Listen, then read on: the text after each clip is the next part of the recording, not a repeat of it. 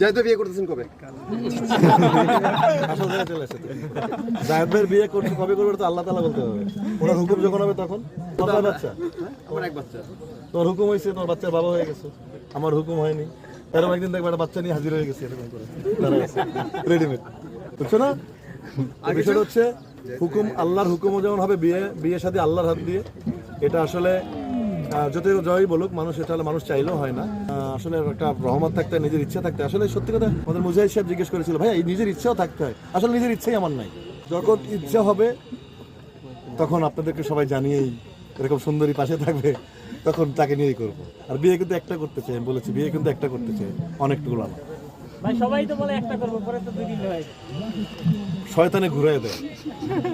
আল্লাহ তাআলা আদমকে বলছিল যে তুমি আদম গন্ধম খাবা না, শয়তান থেকে আদমকে গন্ধম খাওয়াইছে। যদি আপনার পিছনে সেরকম শয়তান আসে কি করবেন? শয়তানের তালে পরে যাবো।